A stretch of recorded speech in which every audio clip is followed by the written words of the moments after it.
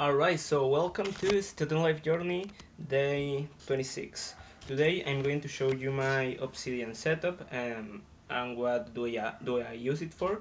So this is my graphic view, these are my carpets, and here are my notes. I just started this vault today. I took most of my notes from a previous vault, but I just eliminated all the clutter, so all the useless notes, and now I just have like the most important things and the atomic notes. Before I was using the mock system, so maps of content. So I had an index, I had a mock for school, a map of content for YouTube, for self-improvement, for learning, so on and so on.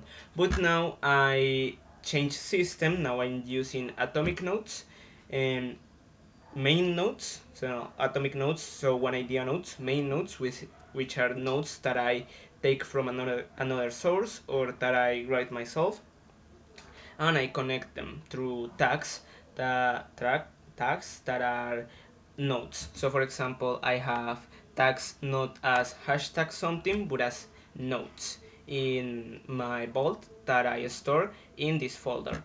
By the way, if you wanna know how I got my Obsidian looking like this, you can just write a comment in the description and I can pass you the plugin I'm using, the appearance I'm using, and the style settings I have. Alright, so what do we got here? This is the graphic view. Here are the groups. I have a few main groups which are books, mini essays, science notes, videos, study method related notes, workout notes, and the tags. So for example, this tag is one of the biggest, is the learning tag, and I have around 16 notes related to this, which go from active learning to active recall, Bloom's taxonomy, so on and so forth. So now I'm going to show you what one of these nodes looks like. For example, we have the processing, find math method, how to study and learn, this one. Here is one of the notes I took from a video from Justin Song. Here you can see the creator, the stars I give it, 4 stars. It was a pretty good video. And this is the video on how to study and learn. I divided this into 10 parts. So here it is. Here I got some notes into encoding, into how can I better my learning in general, some actionable steps or important ideas, and here are the references. For example, Bloom's taxonomy is something new that I'm learning, which basically says, okay, so every kind of learning is not the same. So you can learn something basic or something complex, that's pretty obvious. But the difference is the thinking skills that are required for you to, let's say, do something. The easier the skill or the simpler the skill, the more useless you're learning or the lower order you're learning. So for example, memorizing and duplicating, that's extremely simple. You don't really learn much by doing that. But instead, if you create something that requires you to learn a lot, for example, if you create, I don't know, a rocket, you need to know a lot about rocket science. You have to know something in order for you to create something else. And the main idea I got from here is that I should skip trying to learn things from the lower levels, so I should skip trying to remember things and understand them. When I learn something new, I should instantly try to analyze it, to apply it, to evaluate it, to make the higher order learning.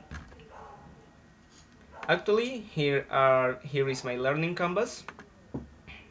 Here I have many things, honestly. Let me show you.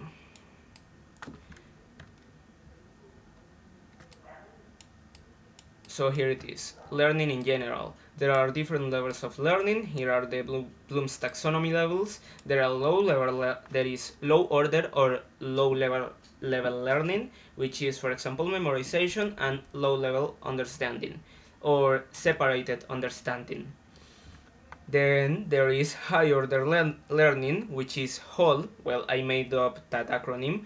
And there is HOT or hot, which is high order thinking.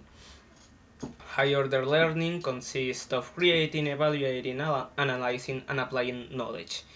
An example or a thing related to whole is deep processing, which is basically integrating new knowledge with existing knowledge, contrasting information, define the importance, prioritizing stuff, so on and so forth, and making a big picture, which is kinda exactly what I'm doing right here. So by me creating this canvas, I'm technically involving myself into a higher order thinking or a hot task, and this brings about high order learning.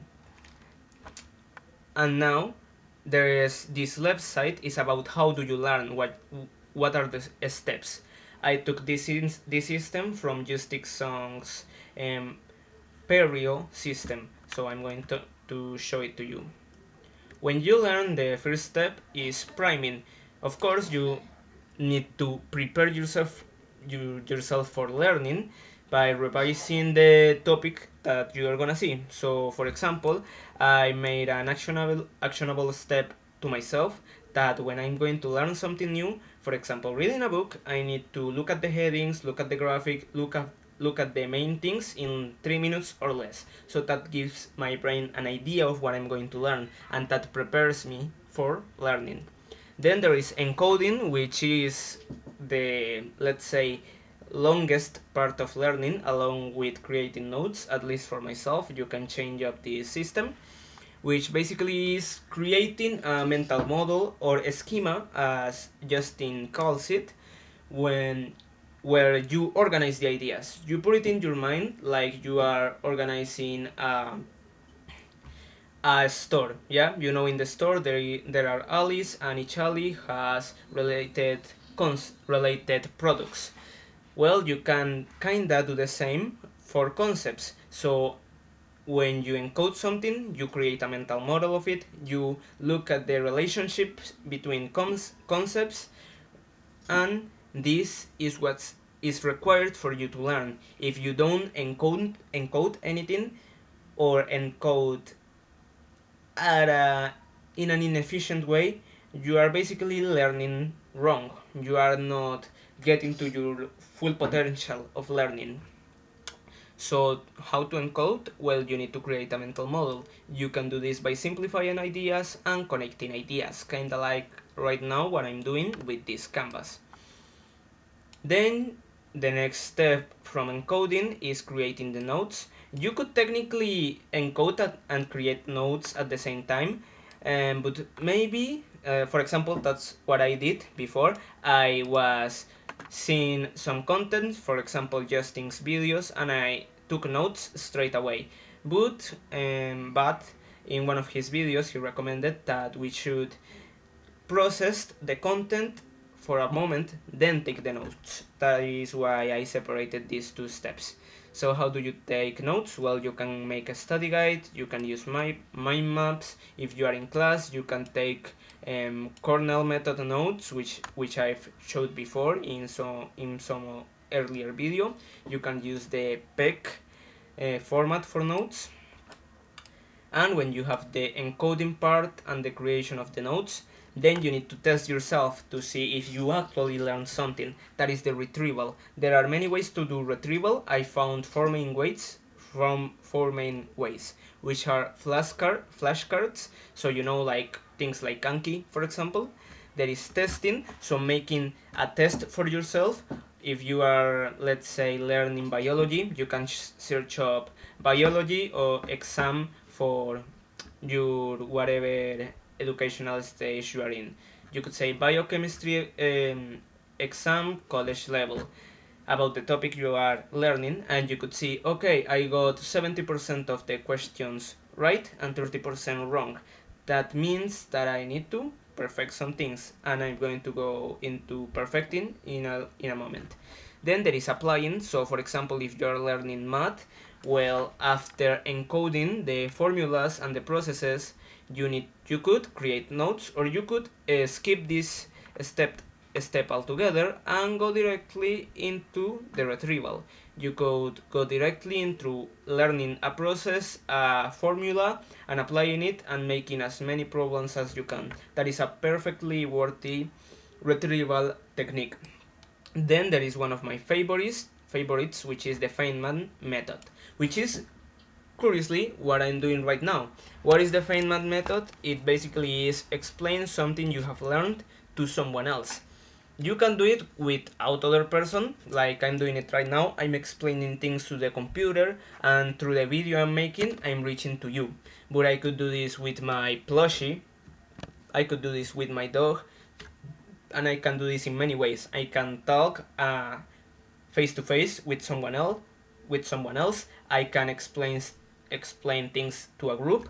I can write, so let's say making an essay, making a mini essay, which is a very short kind of essay where you put all the knowledge you have over one concept. And after the retrieval practice, you need to refine your knowledge. So let's say in the test example you got 70% out of 100%, then you need to identify what was that 30% that I got wrong. Was it because I didn't understand the basics, or was it something more complex? And when you know what you're lacking, when you know your gaps, you go all the way back into priming. Because when you know what you're lacking, you are priming you could prime yourself to learn it, to, let's say, restart the process. You are getting your mind ready to relearn what you need. So if you recognize the, let's say, 30% of the test you got wrong, the practice test you got wrong, you prime yourself to learn that, you encode what you need, you create notes if necessary, or you go directly back into the retrieval. And then you get a 90% in another similar exam. Then you repeat again, you prime yourself for learning, you encode things, encode the new concepts, you explain them simply, you connect the ideas, you simplify them, you create a mental model, and that mental model is each time, each iteration is making itself stronger. So at the end you will, let's say, have a 100% score on the practice test, and that should roughly translate to a 100% or over 90% score on your real test. And when you finally are done refining knowledge, you can go to overlearning, which is basically what it sounds like. You learn more than you need. That is pretty much optional. That is why this is outside of the learning process. So yeah, these are my notes of what I've been learning for the past few days. Something else that I want to show you in my vault is the databases. I have two databases for videos and for books. Since I consume a lot of videos, I'm trying to get as much value from them as possible. And I do that by creating notes on the important ideas. So let's start for the video databases. Here I have around 16 videos that I've watched recently. I organize them by name, category. I have here some self-improvement videos, some philosophy videos, some videos about how to use Obsidian, how to study, business videos, training videos, so on, so forth, even a video on social skills. Here are the stars. The numbers of stars relate to the quality or my appreciation of the video. 1 star means that I found it interesting. 2 stars means that I found it minimally useful. 3 means that I found it very useful. 4 means that I found it extremely useful. And 5 is that I literally found it life-changing or incredibly impactful. So as you can see, there are not yet many videos that are 5 stars, except this one on how to make decisions from Sam Owens. And here, let's say I want to see one of these videos. So study more effectively with these two steps. I already have a template set up for my videos, which is I have the tags, the embed of the video, the takeaways, the top ideas, my opinion on it. Here is a graphic I made on encoding, and the graphic basically says when you encode, it's like you create a map of a city where you connect important points. You have points, you recognize the streets and the alleys between them, and that makes it so that you can go through the city in an efficient way. And that process of going through the city in an efficient way, going quickly, going from A to B, in this metaphor is high order thinking. But meanwhile, if you don't encode, or you encode in a deficient way, you won't have a map. You will have just a blank page with a bunch of points spread over. You won't know which way is where, you won't know if there is a street there, you won't know how to reach one idea from other idea, you will not know how to connect them, you will not recognize the importance of the ideas, and that is just completely disconnected. It's a complete mess, and you maybe could memorize and understand the ideas separately, but if you don't unite them, you basically have an incomplete map of the city. You can't get to the high order thinking, so you stay in the lower order thinking. So basically, you are not hot. You are not high order thinking, or you are not doing hot. And here are the reference. Now we can go on into my book, and here are some of the books that I've been reading recently, and some of the books that I plan to read. So here you can see Discipline is Destiny, Foundation, Meditation, Psycho-Cybernetics, some other fiction books. These books I'm currently reading, or I am planning to read them. And what could we see? Let me show you one of these. Let's say Foundation. Here is the same structure as the videos. Let's say 100 million leads. Maybe I think I've got some notes on it. Okay, so here is the main idea. You need to solve stuff to make money. This is one of the main ideas of 100 million leads, or at least one of the few main ideas that I've recognized in the very first pages. Here is where I organize my readings, and this is my setup.